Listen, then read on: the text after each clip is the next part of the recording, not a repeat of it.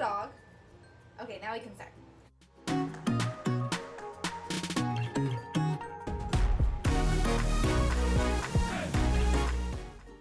Hey, what's up? Hello, it's Lit Life with Miranda Reads and Squamish Reads. And today we are doing another reading vlog for June 2020. Now, as you remember, I do these reading vlogs categorizing them according to the Harry Potter grading system. Oh, for outstanding, this book was amazing. Exceeds expectations. I liked it quite a bit. Acceptable. It was a good book. Poor, self-explanatory. Dreadful, self-explanatory. Troll means I can't believe trees died for this. I read over 30 books this month, so we have a fairly long list to get through. So let's just get started right away. We're going to hit off strong with A Sorcery of Thorns. Elizabeth, she wakes up in the middle of the night and she discovers that the director of her library dead. Everyone is accusing her and she has to go through all of these different scenarios in order to prove her innocence. She meets up with a sorcerer who made a pact with a demon. And all of her librarian training tells her that this is probably the most evil person she would ever run into. But the more she gets to know him, the more she's starting to question everything she ever knew about her world. This book was so good. Like, I'm letting you know right away, it was definitely outstanding. I loved the library aspect. I loved that the books were alive. There is so much that worked so well with this book, and I'm so happy to have read it. I loved it. Next up is Written in the Stars. Now, for Written in the Stars, this is a Pride and Prejudice remake. Darcy meets Elle on a blind date. Elle has a non-traditional sort of career where she creates star charts and she does horoscopes, all of that online. The date goes horrible, like absolutely terrible. But when Darcy's brother asks her about it, she lies and said it was actually a great date. Elle finds out, and the two of them end up faking a relationship that ends up going towards a real one. This one ended up being a super cute gay romance, absolutely adorable. I got this copy from NetGalley, and I loved it. So this one I would say is outstanding as well. Then we have May Owl Crate Books, which is actually Witchy and Incendiary. Witchy is a comic book where the longer your hair, the more magic you have, and if you have too long hair, the government wants to kill you. Our main character has short hair, but it turns out she's just been hiding the length of her hair. The government finds out, they try and chase her down, she cuts off all her hair, which implies that all of her magic is also gone, which is wild. And the whole book is, it's all illustrated in color. The palette is gorgeous. I do wish that the plot was a little bit more fleshed out. I feel like there could have been a little bit more to it, but other than that though, I would say it exceeded expectations. Now, in Incendiary, this is a world where people have magic, they're being persecuted, so kind of typical YA sort of stuff. Now, in this book, our main character can steal memories from people, but the caveat is when she takes a memory, it lives in her forever. So she ends up having almost like multiple personalities or that keep bubbling to surface. One thing is, I loved the concept here. I love it when magic has the limitations and where it can be dangerous at the same time, so I loved that aspect. However, it was a long book, and I don't think it needed that many pages. I feel like you could have cut about 100, maybe even 150, and like the story would have been like much snappier. So I'm gonna keep it under acceptable. It had a lot of potential. So next up we have is The Voyage. And this one was sent to me by the author. The concept of this book is, what if the flat earthers were right? There's something past Antarctica, and nobody knows what that is. No one has any idea what could possibly be past Antarctica. But our main character is going to find out. I would say exceeds expectations with a foot into outstanding. I loved the concept. I feel like there's a little bit too much time spent trying to convince the audience. There's a lot of evidence, and I do admire the author for spending all of that time trying to keep track and like coming up with all of these reasons. But I'm a person who like regularly picks up fairy books, unicorn books, dragon books. Just tell me the concept and I'm game for it. All in all though, like I enjoyed it quite a bit. It was a lot of fun, and I definitely can't wait to see what this author writes next. We have The Shadows, and this one was sent to me by Celadon Books. And this is actually the author of The Whisper Man, which I read last year and I really loved. So when they offered to send me a copy of The Shadows, I was like, yes, please. We have our main character. He comes back to his hometown after 25 years. Now, 25 years ago, he left because his friend was murdered. We don't know exactly why, but there's a lot of hints saying that the murder happened because of dreams, like dream walking, lucid dreaming, and you're left wondering, like, is there really something like mythical happening? Is there really some sort of supernatural creature killing people? And I would say this one exceeded expectations. I quite liked it. I was definitely engaged throughout. Now, The Kingdom of Back. So, if you know me, you know I have a troubled past with Marie Lou. She doesn't know I exist. But I have read 6 books of hers, and I have liked 0. Like, literally none of them. I mean, there are some of them that are maybe 2-star, but most of them I hated. And I'm always trying her other books because people love her so much and I want to love her. So The Kingdom of Back focuses on the Mozart siblings. Yes, Mozart had a sister. So in real life, the Mozart siblings had this imaginary world where they're a king and queen called the Kingdom of Back.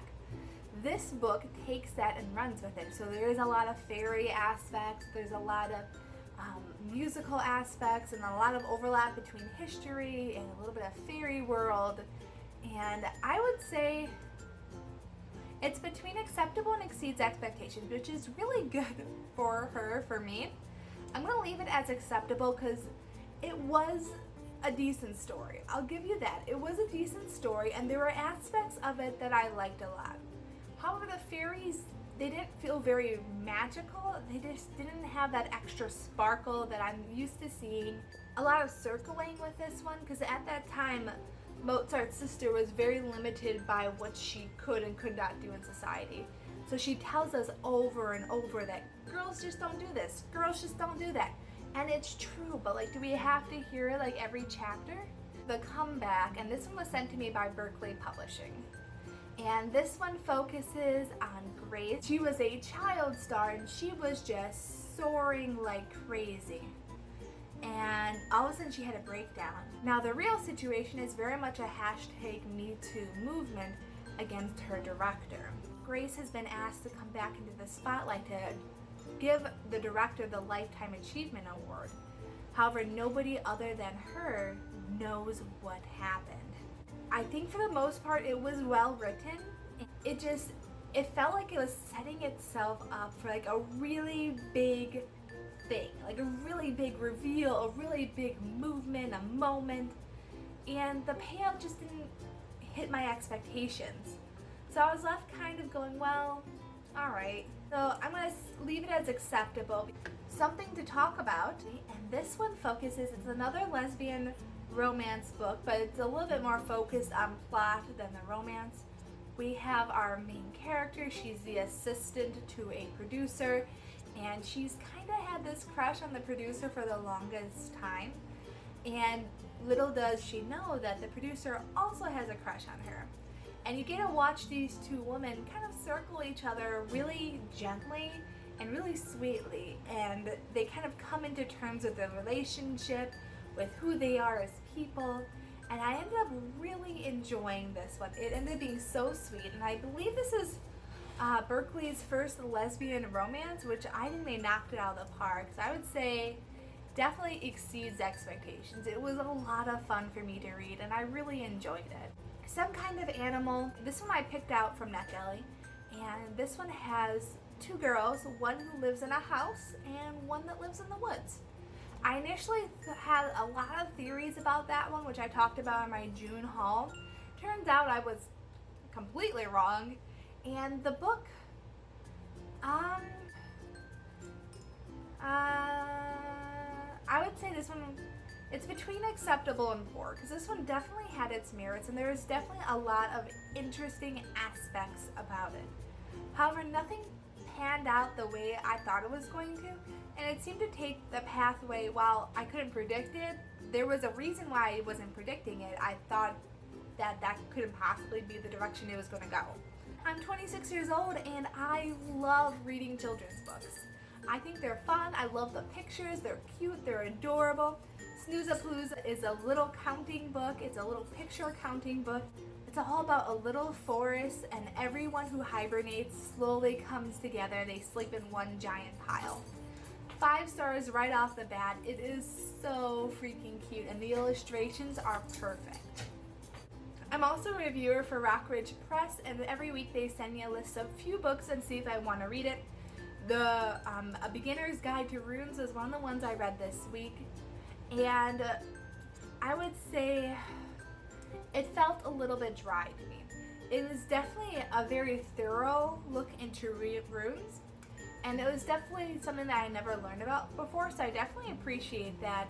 It just felt a little bit dry, and I would have preferred to have a little bit more sparkle in this book. The Runaway Shirt is yet another Familius Publishing book. A mother tries to fold a shirt, but the shirt keeps unfolding because there's a child in it. So it's kind of a really cute, like, playing off of each other dynamic, and I'd say it definitely exceeded expectations. It was really fun. It was really cute. Penguins and Other Sea Birds is written by Matt Sewell, and I love his books. If you want to check out their video where BuzzFeed stole my review, they lifted a review for one of his other books, and it was honestly one of my favorite books of last year, and this one was absolutely adorable as well. Not a typical animal book where it's just fact, fact, fact, fact, fact, fact, fact. In this one, Matt really does a great job of just showcasing the animal in a quirky, fun way. There's these adorable illustrations in every page. I definitely recommend it. It's such a short book, but it's definitely a perfect book. So this is another one from Rockridge Press, and Paganism for Beginners focuses on what paganism is, separating fact from fiction, and then gives a basic idea of how people practice it. I'd say this one exceeded expectations. It was interesting, but it did run into the situation with the runes where it got a little dry for me. Now this one, oh man, this is a Familius Publishing book, and I feel like so many people need to read it. This one is No Matter What, and it's a foster care tale. Now this one focuses on a little squirrel named Josh, and he's trying to find a new family.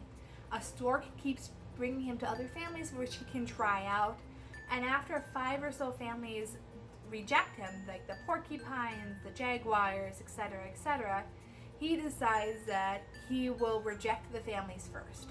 So whenever someone takes him in, he acts as sassy as he can, so that way they kick him back out. However, there's an old elephant couple, and no matter what he does, they won't kick him out. Like, I'm getting a little bit emotional just thinking about this book. It like brought tears to my eyes when I was watching, like, the elephants, and they're just tucking in the squirrel, and they're telling him, like, no matter what, we're gonna be there for you. Sorry. I told you I cry easily, and I don't normally cry over books, but this one was just so touching. And this one's a definite 5-star read. I wish there were more books like this out there, because I feel like it's such an important concept, and it's such a great way to introduce to kids that you're there for them. Okay, so the next one we have is Modern Wicca. Now, Modern Wicca is a book introducing what the Wiccan religion is. And it talks a little bit about its origins, the fundamental concepts, as well as a few of the rituals that people typically use. And it also talks about how not everyone follows it as a religion. Sometimes people just follow it in addition to their current religion.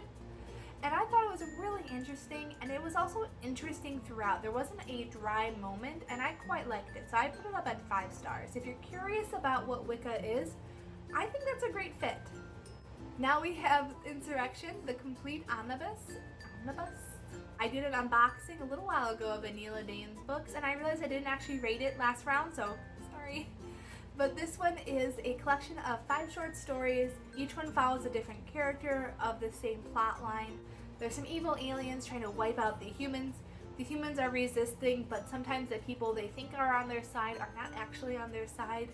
This one definitely exceeded expectations. I wasn't sure about having 5 different perspectives in one book, but it ended up working like really, really well. Okay, next up we have Hush. I got this one from NetGalley. And okay, one second. Alright, I kind of remember this one. In this world, people don't read. There's a blot, which is like some sort of disease that happens when you are touching ink. There are these people called bards, and they can do magic. And our main character finds out she's a bard, of course, and then she goes off on an adventure. It definitely wasn't poor. It was okay, but it didn't feel particularly memorable, and I only read this like about a week or so ago. Girl, Serpent, and Thorn is another one that I got from NetGalley. And this one focuses on a poisoned princess, and she's trying to find a way to break her curse. And she figures out that there is some sort of demon in the dungeons who can help her. There's also a boy above ground who isn't afraid of her poison. And this book definitely didn't go the direction I thought it was going to go. I thought it was going to be way different than what it was. I still enjoyed it, so I put it up as exceeds expectations. Florence and her fantastic family tree, which if you've been following my videos, I've been able to interview the author. I've also included her in a couple of good news videos, and I actually got to read her book as part of the official influencer program. We follow Florence. She's given the quintessential childhood assignment, which is to make a family tree. However, the more she works on it, the more she realizes that her family tree is complicated, like really complicated. And she's worried that she won't be able to do it correctly. And this book talks about how families are different and non-traditional, and I really love the concept of it. The art was great, and the book overall was excellent. Failsafe is another Anela Deen book that she sent it to me, and I loved this one. In this one, our main character has epilepsy, and she's also connected to the circuits of her world. And because of that, she's actually able to figure out like patterns of the evil robots and all kinds of things that involve in her world. She ends up teaming up with this guy. He seems a little bit robotic himself, but despite herself, she really starts to find herself liking him, and it's a really, really cute romance. I ended up loving it so much. Anela just does this amazing job of creating characters and really breathing life into them.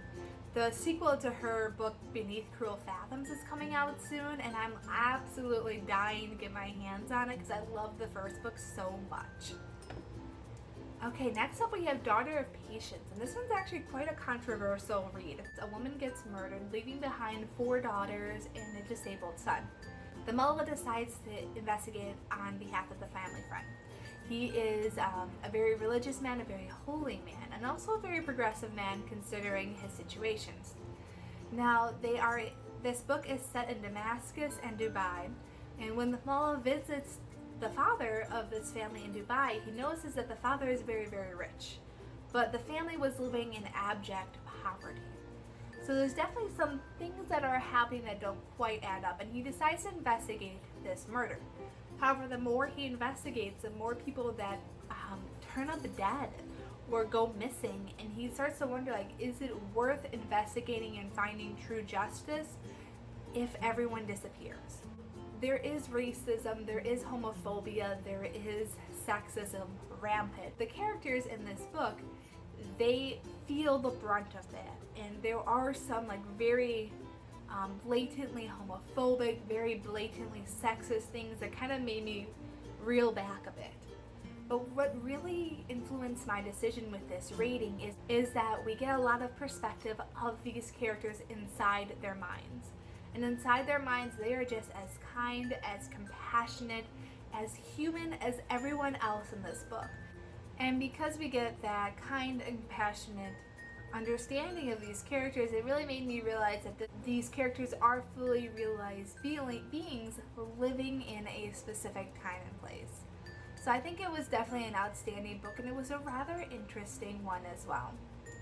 Now, Cinderella is Dead was sent to me by NetGalley, and it's also one of the books has been featured in quite a few videos already. This one focuses on a world where Cinderella was real, and for the last 200 or so years, her death was used as a way to oppress women. This is a gay young adult book where we have our main character here, and she ends up finding another girl who she starts to fall in love with as they try to unravel the mystery of Cinderella. It is a very blatantly sexist world, and it is almost over the top. I would say there's some situations where it had me kind of like tilting my head at it. But for the most part, I would say it exceeded expectations. It ended up being a very fun book. I loved watching the two characters start to fall in love. Now, The Great Alone was sent to me from Mimi from Goodreads. In this one, our main character is shipped up to Alaska with her abusive father and her victim mother. And they have to try and eke out a living in a situation where there's a lot of isolation, there's a lot of dark nights, there's a lot of hunger.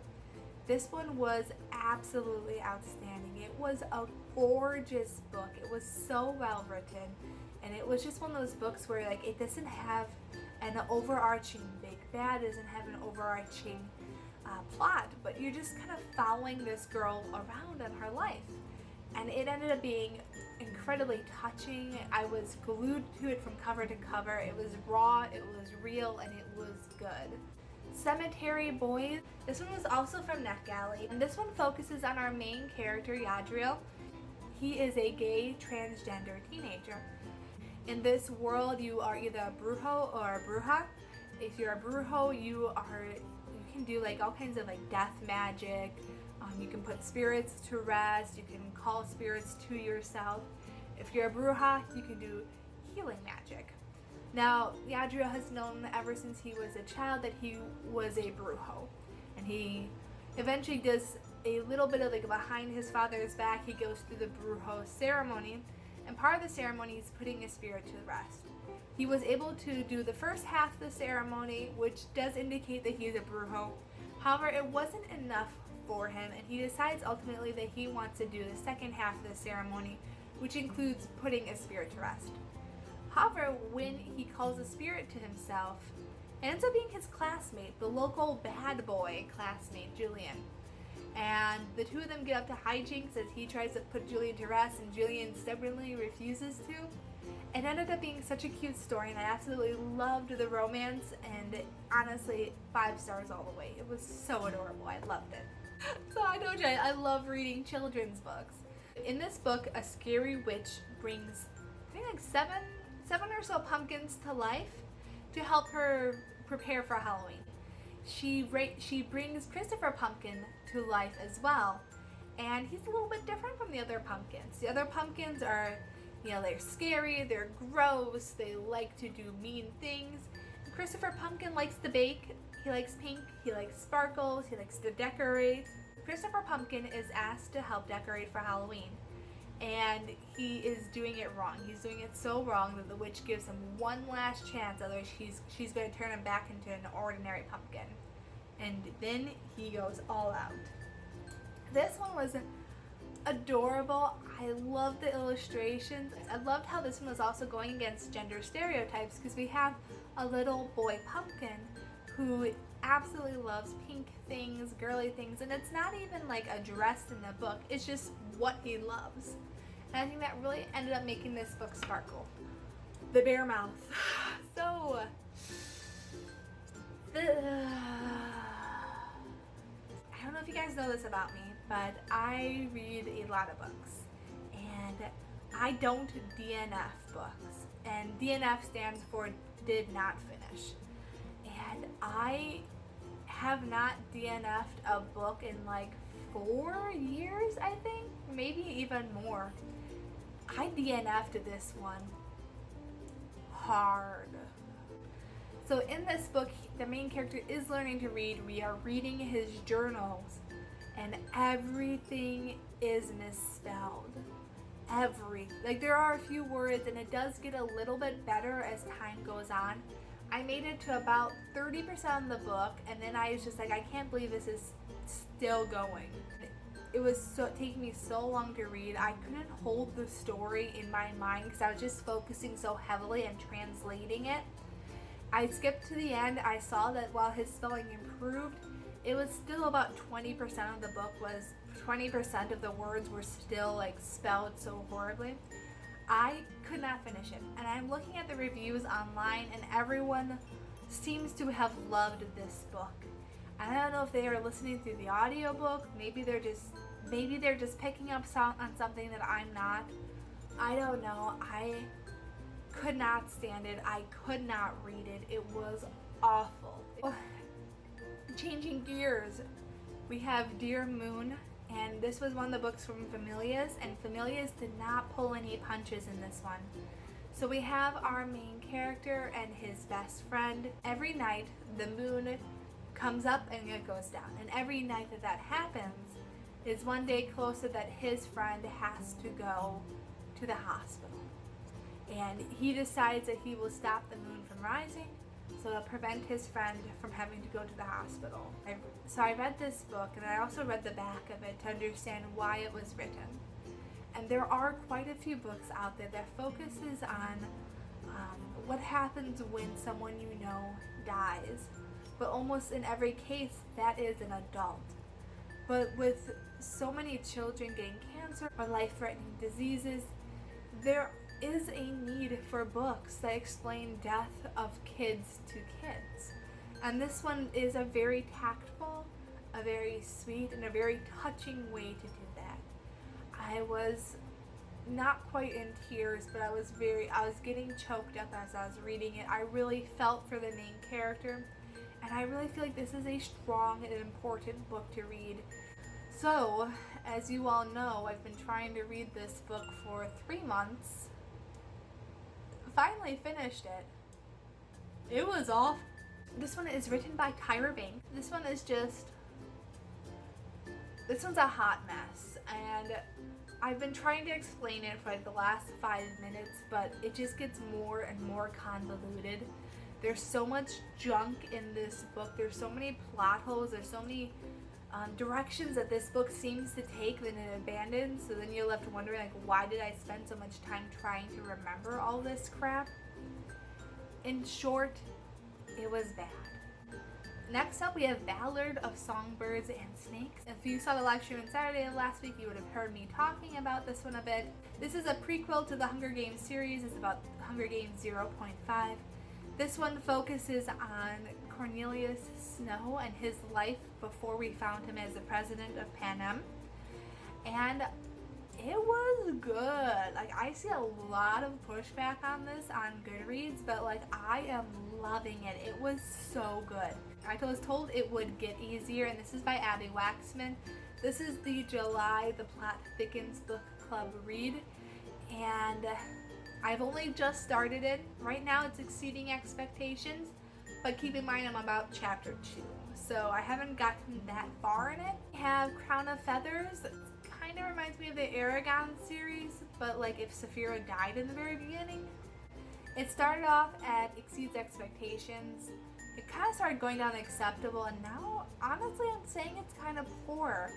The book started so strong, and now it's taking a very slow direction, and we've been there for a long time, and I'm honestly having troubles keeping up with it because I'm just kind of bored. Where Dreams Descend, and this is the June Owl Crate book. I would say it's between outstanding and exceeds expectations. I'm gonna put it there. It is really, really good so far, and I quite enjoyed it. I'm really curious to see how it plays out, and if that momentum is kept going. So, whew, that was a lot of books. Thank you all for thank you all for like staying with me that entire time. I realized that that was a lot. Thank you so much for watching and happy reading. Bye.